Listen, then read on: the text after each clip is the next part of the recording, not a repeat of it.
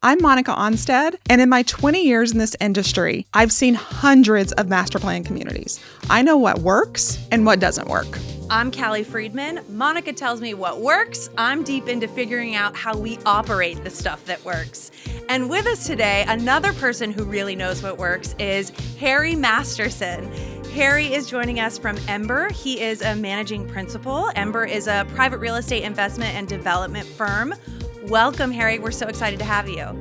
Thank you very much. Good morning. It's a pleasure to be here. Awesome. Thank you. So, Harry, you and I've spent a little time with you, but we're always talking about a community you're developing, that type of thing. I kind of want to know how you got into this industry. You got to go back a few years because I've been doing this for a while. I did not study real estate in school. I had no inkling of an idea that I would actually like real estate. It's funny, I always knew where I was driving in the cars, meaning that like I'd go to somebody's country place and then a year later I'd go and I could visualize where I was on the roads. I knew the turns. And so I guess I was paying attention to it, or the land was of interest and I just didn't know it. I graduated from college and then sort of tinkered around with stuff and thought, well, okay, I got to get a real job. And I went to work with a friend, an older man, who wanted a lot of land holdings, and that he was trying to, he wanted to sell his land so his kids would get money and not get stuck with all this land to deal with. And so I started brokering land with him, and I was very lucky. I was in the right place at the right time. And we were working in Pearland, south of Houston, which was nothing back then. I mean, there was nothing in Pearland. There was old Pearland, and 288 was a new highway. So we were working on assembling some land. A development group came into town, and we got to work with him. And we assembled, I think it was 3,300 acres. This was my first brewer deal, right? First farm. Right. How old were you doing this, Harry? Yeah, I guess that would have put me in my sort of late 20s, right? Okay. Sounds about right. It was about 30 years ago. That puts me late 20s. I'll let y'all do the math. But that's a big property to cut your teeth on. It was huge, and it was actually 115 parcels, and divided into 44 different ownerships. So it was a very checkerboarded deal. And so like right out of the gate, I got to deal with every kind of owner, seller that you could imagine, and worked closely with the developer at the title company, with the engineers and the land planners and the people, the lawyers and consultants that were entitling the property and creating MUDs and pods and, all everything, and solving for schools. And I guess that was kind of the bug that bit me. I loved it. I mean, I really, really loved it. It was a crash course in development for you. So for me, I brokered more, and then got a little bit into sort of brokering and titling and selling, and then, a little bit of fee development, and then finally got to where we created our own shop and we own our project. It's a big deal. It is. And everyone we talk to, it's so funny. Nobody thinks they're going to end up in land development. People just stumble into it somehow, some way. So I always enjoy asking people that question, because nobody thinks that's what they're going to do. I definitely did not. My first task at the new office was to refill the water cooler. Yep. They told me we could lift a 5-gallon jug. Yes. That's so funny. Well, love to hear that story. I know you're a native Houstonian, right? I am. Yeah. Okay. Yes. So, and most of the work you do is within the Houston area. Yes. Yes. Okay. So I think this is a fair question to ask you then. Everybody in our world knows that development in Houston right now is just insane. There is so much happening there. If you had to summarize the development that's happening in Houston in one or two sentences, how would you describe it? I'd say never bet against Houston. Houston just keeps going. 30 years ago, people told me that all the easy deals had been done, and it hadn't gotten any easier. It is a healthy market.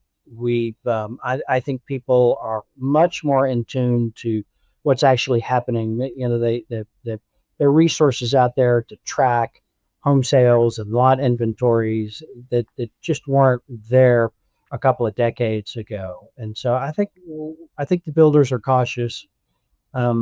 We've come through a um, sort of a shopping spree, and there have been a lot of really major transactions, large parcels being taken down. And I think we'll see lots coming on the ground.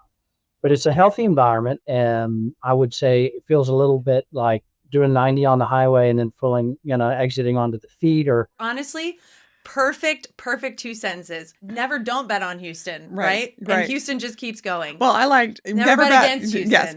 And I liked it feels like you're going 90 on the highway, right? Like all the time. Yes. I don't even live there, and every time I visit, that's how I feel. That's what's happening. So that was Well, a perfect answer. I just think it's really exciting. Yeah. I like that there is so much growth there, but it's just like a lot of different things coming and so many different developers doing things that are similar but different. Yeah. So speaking of that, Harry, when I walk into your office, it just feels different at Ember, that the team feels really connected and that everyone's really trying to do community with a very intentional kind of focus. And so I'm wondering, as a founder of Ember, like that didn't come overnight and wasn't just magic. Like what happened? How did you do this? Well, it took a while, and I think that at the core, you had the personalities of the three principals here, and yeah, I'm the old guy in the office by far. I mean, my partners are 11 and 15 years younger than I am. Pretty much everybody here is significantly younger than I am, so it's very vibrant. And it's a new team of seasoned professionals. And so we look for people that were really good at their job and they loved their job. They just felt like they needed to spread their wings a little bit. And so we were fortunate to build a team of people that really wanted to do something and not get stuck in in sort of the corporate culture that just was not taking them places, and not letting them sort of express themselves and their talents. I think the basic ingredient is everybody here likes what they're doing. And so it's a very friendly office. There's a lot of creativity here. People like to solve problems, and we want to do something that is different. And we'd like to create a community in which we would like to live ourselves. I have a couple things to say back to that. First of all, you called yourself the old guy. You are the hippest looking executive we've ever interviewed. For anybody who's not visually looking at Harry right now, he's in like a swaggy suit. Yeah. Those glasses I want those glasses. Those glasses You're gonna have to tell me where you bought those. So I wouldn't call yourself the old guy. Secondly, I love speaking to you and anybody else on your team too, because you guys are on the same timeline as On Place Collective. We both started almost 4 years ago. And I think there are a lot of similarities between our companies. Monica as a founder as well, wanting to create a different type of workplace, a different type of community in a work environment.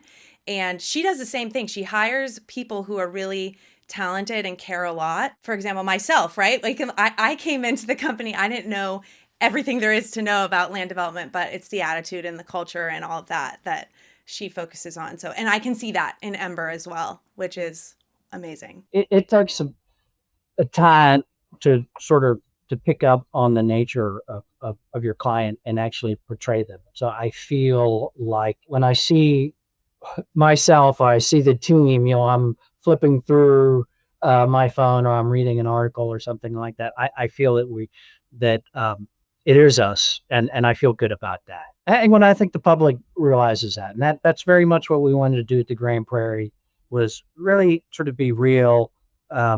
We wanted to bring something very unique. We did not want to over program it. We didn't want Space Mountain or whatever. We really wanted to have a place where people could roam and explore, highlight sort of the beauty of the prairie, which is something that people really don't really get.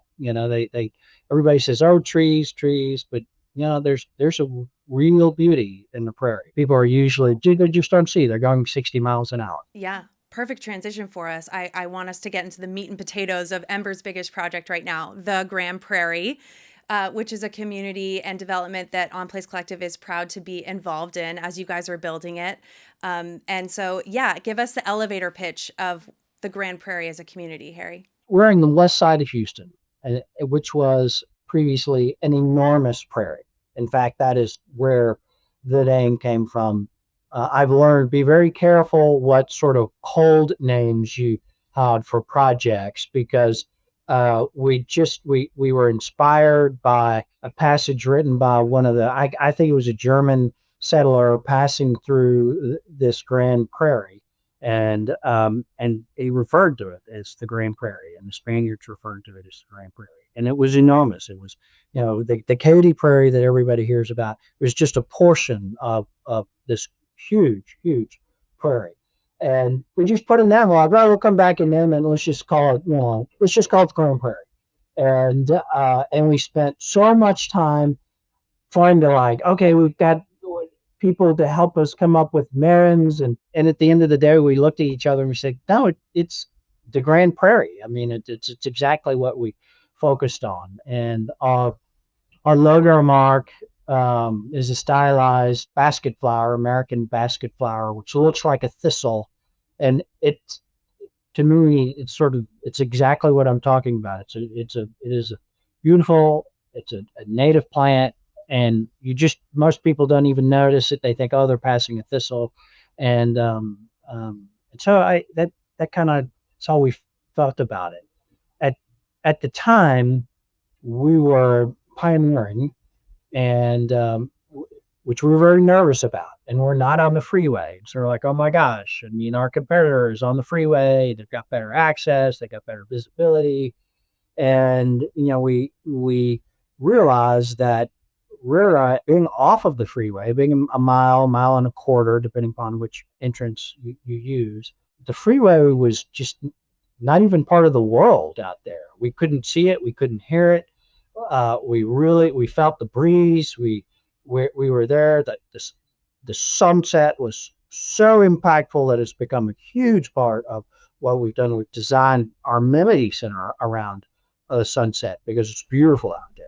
That sort of drove us to capture what I call that aha moment, where you decompress, if you're on the highway and you're going to the farm or whatever, and it's like that turn and you're off the highway and your blood pressure starts to drop, or you cross the bridge from the mainland to the island, and somehow, that was only a couple of minutes, but it's a world apart. And so we really want to focus on that.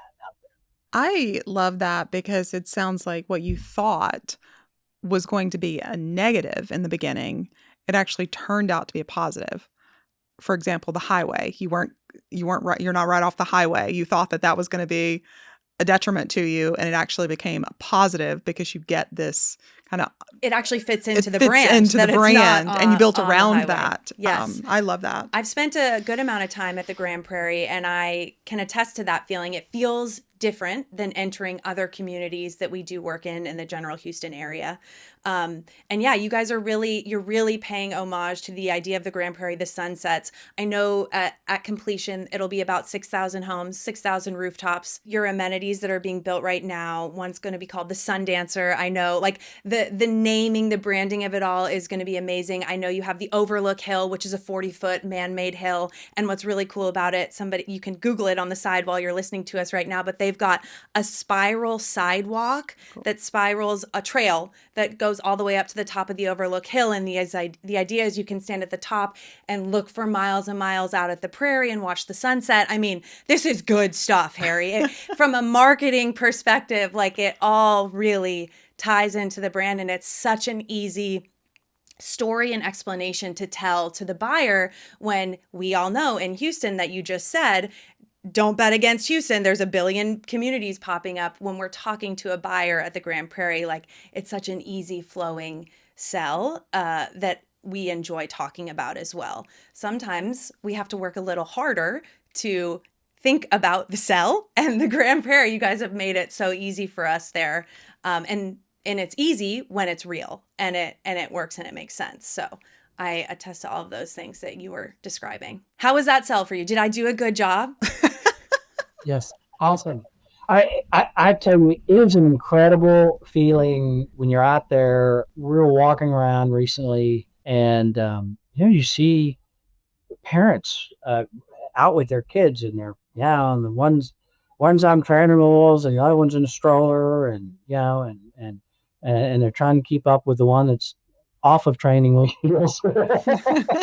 Yeah. And we're just out having a great time. It's hard to describe that feeling that there's such a nervousness associated with the bet. It's a big bet. I mean, Yeah. we're like, okay, we're going to build this. And like, really? Yeah, we're going to build it. Oh my gosh, I hope people show up. And they're in, you just look around and people, it's part of their lives. They're out there, they're running on the lake. It's a wonderful feeling. It really is. Yeah, it has to be. I mean, I just think about, all the developments I've had the opportunity to work with and the same thing, right? Like when you see people actually using the space, sometimes as you didn't even intend, right? You're like, oh, wow, they're using it this way. But like they're out there living. And I think about like maybe they're going to have their first child there or, their son or daughter's going to turn 16 or they're going to have their graduation party. Like I think about how the communities that we build are for those people, right? That they're like going to experience all these things. And without companies like Ember, like that doesn't resonate as much. Do you know what I mean? Yep, Like it's completely. one of those just really cool. Like I think it's very cool that we get to make a living helping other people's dreams come true. Yeah, good stuff. Okay, so then when you and I spoke briefly before, I know the Grand Prairie is the big kahuna at the moment. What would you say is your favorite part of the development process? Is it finding the deal? Is it watching it come to life? Is it at completion when it's all done? Like, what is the part you enjoy the most? I think I like the divisioning process the most, and Okay. I think I like it when you go out there and then there's nothing but a field, and you're like, boy, this just there's nothing here. What's it going to be? Let's do the history. How are we going to make it relevant? I like the challenges on that end. And, I'm not really an operations guy, and I'm not an engineer, so That's why you're a founder. yeah. And you and Monica are the same in that. I'm only operations. I can't think the way you guys do in visionary ways. That's one thing I've learned is that there are people that like to be partners and are okay with sort of the ambiguity of well, we've closed this deal and now we need another deal, and oh my gosh, I've got to create something. Uh, uh, and there are people that really kind of want that teed up and really focus and deliver.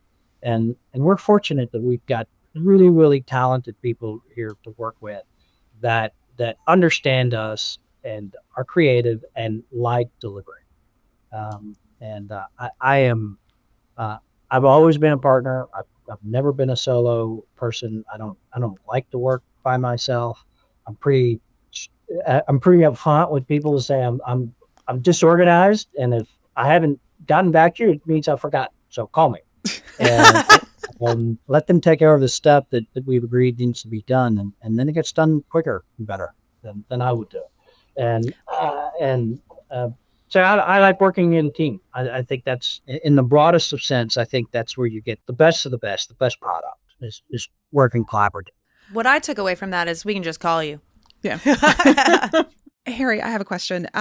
So over the last 30 years, right, in the industry, are there any lessons that I know there's a lot of lessons you probably learned, but is there anything that's really like, so for maybe those new people out there that are trying to get into this industry and maybe they want to be a land developer, like, is there anything that you've learned over the last, 30 years that you've been in this business, anything that you would say, hey, here's a lesson or two, anything come to mind? For sure. I would have been better served, I think, if I had actually worked with somebody that was in the development business instead of trying to figure it out myself and with my partners. So I learned a lot. It just took me longer to do it. Um, I think my biggest mistakes have been not listening to my gut and thinking that the people around me know better than I do, and then find out down the road that was not really the right decision. I think that's pretty important. And I think it's important to have fun. I mean, I think people need to be engaged. I like to be engaged. I have a blast. I'm all over the place. I mean, I'm engaged with the Greater Houston Builders Association. I'm engaged with the West Houston Association. I like seeing people. I like hearing what they're doing. I like working with people. I probably do a lot of stuff that I should charge for, but I don't. That's just because I enjoy doing it, and I like solving problems. So I think you got to enjoy what you're doing, or at least know that okay, the next few years are going to be the grind, and then I'm gonna get to the position that I'm going to enjoy it, and I think it's important to be well capitalized. Right? Mm-hmm. That's a really hard thing. You brought up younger people, and I would say make sure you're well capitalized, and that's a huge part of what you're doing. All right, I'm going to sum that up. Yeah, what did you Okay. hear? So here's what I heard. 1, gain some experience from maybe working for someone, that type of thing. So get your feet underneath you there. 2, listen to your gut. That's a big one, Huge. right? 3, have fun. And 4, you need the money. You got to be well capitalized. That's what I heard. Does that sound right? Those are 4 good lessons. And I'll elaborate on the capitalization part. So when a project is not properly capitalized, you're forced to make decisions that might not be the right decision for the long term of the project. And if you have to choose between an amenity center and a water plant or a road, it can be very harmful. And the consumers, home buyers these days they're educated. They have lots of information at their fingertips. Yes, and when we had our downturn before the Great Recession, whatever, it seemed like a Great Depression to me. But before that, buyers were just buying anything. I mean, you could put up a sign and say, "This is the rec center I'm building," and they're just coming by. And after that, they really need to be sure that what they're buying into is going to get delivered, and they are educated. They're going to look you up. They're going to look at your home builders and make sure you've got good home builders, and so I think that they're smart enough to figure out when a project's not capitalized right. They can just draw it and tell. Yeah. Yeah. And Callie, you haven't been in the industry this long. Before the Great Recession, it didn't really matter about the developer's image, so to speak, if you will. Like, we didn't put a lot of that on a website. It wasn't that the developers, we're like just doing the land, right? We're selling the home, all of that good stuff. And people looked more at the builders than they did at the developer. Yeah. Today, it's so different. Like, the developer has to have a name for themselves, right? They have to have the proof because of everything that happened in the Great Recession, of developments not being finished and all of that, right? So, now that the buyer really wants to trust the developer. Yeah, that makes sense. I love the part that you said about having fun, Harry. I think that's right. We got a new VP of marketing that just joined On Place Collective, and I had a one-on-one with her the other day, and the question she's asking all of us is, now there's not a right or wrong answer because you need all of them to make a team work, but she said, are you a get it right, get it done, or get along? Or if your focus is like, let's have a good time, let's enjoy what we're doing, let's find flow in our work, that sometimes can mean you're more of a get along. Right. In my brain, that's how I think about that. So you saying that just sparked that story in my brain. Awesome. I'm too far along to be doing something I don't enjoy. I agree with that. Amen. Yes. Amen. All right. Our next question for you, Harry. So we like to get into what people are fascinated with. Currently, and for a while now, I've been fascinated with unreasonable hospitality, right? Just to give you an example, right? I think we can do things better in the master plan community world, and we can surprise and delight our customers and our home buyers. And so that's what I'm fascinated with. It can be anything that you want. Is there anything right now that you're kind of obsessed with? Well, our long range plans will address what I think people really want, and that is more than a master plan community, I mean, or something that's really we will be developing a portion that is really going to be, and I hate to use the word town center because that just, I think of it more like a town square. And, I know you can't bring back the past, but I love the days when you're a kid and you're riding around the neighborhood, the way you found where people were was, where the bikes were and what front yard they were in, not where where your app told them that they were. And I think people need to have the ability to program, sort of explore unprogrammed areas. And so we're trying to bring that to the Grand Prairie. And that is something I will say, knowing what the ultimate customers want is hard. And we rely on our consultants. We rely on, we rely on the people that know the market, because I am not that home buyer. And I'll tell you, I was totally shocked. We did not put a fitness center in the Sundancer. We did not put a fitness center in there. At the time when we were building this, nobody wanted to go to fitness centers. They all wanted to be outside. And I'm an outside guy, and my partners are outside guys. So we like to be outside. And we'll remedy that. That's kind of next on the next on the plan is to address an indoor fitness center. And so that was a miss by us. And we were really surprised that with an 80-acre park and a 70-acre lake and miles of these sort of trails that were, kind of rustic, that people would still want a treadmill. So if they're going to continue to change, and we'll address that. But in the big picture, I want to deliver something where when you get there, you feel like you don't really need to leave. You can go down to the corner store and get some ice cream, and the kids can run free. Yeah, and maybe the kid can ride the bike down without the parents, and like having that freedom and all is important.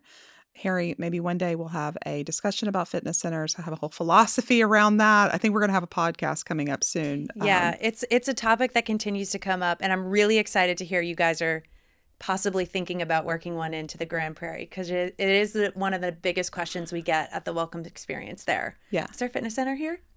Yeah. Yeah. Like I said, if that's what they want, ultimately, if that's what they want, they're going to get. So we're trying to please, right? Yeah. Just can't get everything. You can't read their minds. Right. Well, what happened with fitness centers along the way, I'm just going to talk to you about it quickly, but I can't hold back, Harry. So what happened with fitness centers along the way is that sometimes developers feel like, well, they're not being used anyway, so why would I build it, right? Why would I do it? If you're not in it, if people are not in it, do people really want it? And I think that we would all agree that we all have this mindset probably that we want to get healthier. We want to be healthier, right? And so when we show that we have a fitness center, it allows our buyers to dream and envision themselves being fit, and that they have the opportunity. Maybe they're not going to use it every day, but they have the opportunity to use it, right?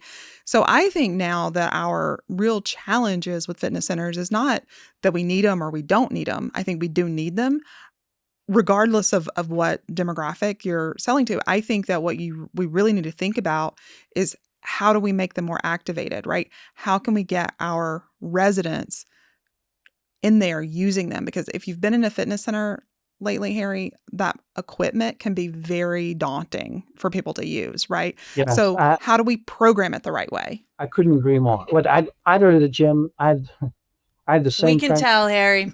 He's fit. He's swaggy. He got cool glasses.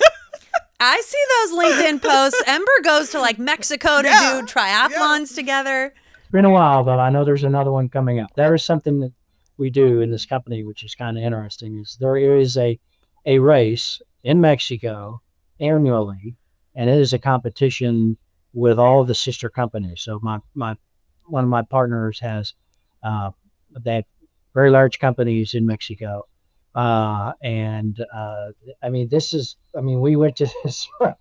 We all trained together here. It was exciting. We went down together, and we ran the race in the mountains together. It was a new experience, and it was very organized. I mean, it's like going to a sponsored event here in town. So it was a great team building experience. Back to the fitness center. I think we're going to have some fun with that because I have ideas. Like I said, I go to the gym 2 or 3 times a week. I have a trainer that has been my trainer for 22 years. Is excellent, and that 90% of the reason that I have a trainer is because I'll show up and I'll. Yeah. So Same. maybe we just get the residents to like, well, if you want to show up, you're gonna have to pay anyway, and then they'll get to the you and I. The cancellation fee keeps you That's coming right. back.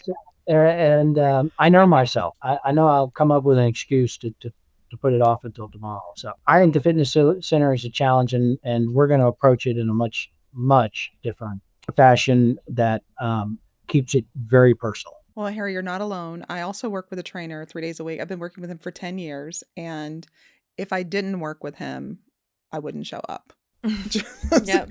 And he also helps me use that equipment, right? And I don't have to think about learning because he's setting everything for me. I don't have to learn it. He's there. Good stuff. Last question. I think we've made it.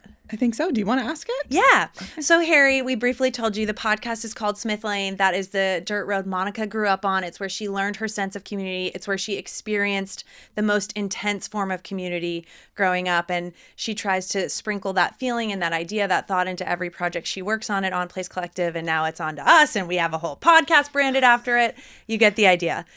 So what is your Smith Lane? What is the thing in your life? It can be a place, a thing, a feeling, a group that ignites the most intense feeling of community for you. First, I'm going to say I love the concept because I feel that's something that's very hard to deliver. It's very hard to actually create and make. Those are generally, they exist because it's an environment. Are there a lot of people? Or there's history? Or there's something along those lines that makes something special, and that's sort of the ultimate challenge with building a master plan community. Is I want those children to feel like their Smith Lane was the Grand Prairie. That's inspirational to me. But in my case, my Smith Lane was down on Galveston Bay, and when I was a kid, we would spend our summers down on Galveston Bay. And I'd call it a sailing club, and lots of really there were cabanas, and I mean, like our house was 22 by 30, and we had 7 people in it. Wow. So these were not fancy houses. These were just people. They came down, and the kids had a sailing camp, and the parents could relax, and the kids could really run free. It was like a campus, really. And what was so incredible about that for me was that I walked out of the door after breakfast and would go to sailing camp with my friends, and we were all very close friends. We're still close friends. Our children, much of the next generation are friends. But we got to sail on small little boats, the Sunfish. These things were usually complete beaters. Louis, but they were ours, or they were probably hand me down from somebody to somebody, fourth hand me down. But it provided us a place to explore, and that's really what was great. So sailing is a wonderful thing because you get to set your own course, right? You're not on a highway where you've got lines on either side telling you where you need to be. You go where you want to go. And there was a creek at one end of the property. And there were a lot of houses on this, a lot of small houses. Not on it's like a lot of the coastal stuff you see. I mean, these are all houses that are going to get brought every 10 years. And so there's nothing fancy there. a beach at the other end, which we called the Red Cliffs. And those were our limits. We were allowed to kind of go from the beach to any of the property over to the creek, and we explored, and we had the ability to roam around with our friends and find treasures and be pirates and do all these wonderful things that you, you just couldn't do in town, right? I mean, there were no streets, there were no cars. People were just running around. It was very, very kind of a rural feeling. And for me, I think that freedom was really, really great. It was you kind of up to your own imagination to explore the world, and those are precious times. Harry, it strikes me that what you're doing at the Grand Prairie and how you just explained kind of how you really want children, for example, to have that freedom, that it's almost taking a little bit from your Smith Lane, right? And how do we weave in those elements into a community, into specifically the Grand Prairie, and be able to give a little piece of that that you experienced? It is. It is, and I hope that the residents and the kids, I want them to explore. I mean, it's hard to say that there's a creek coming right through the Grand Prairie, and we'll address that to make that a little bit more explorer friendly when construction is done, and I think that's an important part of life. I think people are so programmed I just don't think that's healthy. And everybody's moving so fast that you pass up the really sometimes it's just this little thing. It's a fascinating little something that you see when you're exploring and strolling around. I agree completely. Great stuff. Great stuff. Well, thank you so much, Harry. It's been lovely having you on Smith Lane. Our first in-studio guest. Yes. Snafu. Thanks for dealing with our tech issues. We appreciate you. I think it went really well, though, right? Yeah. Yeah.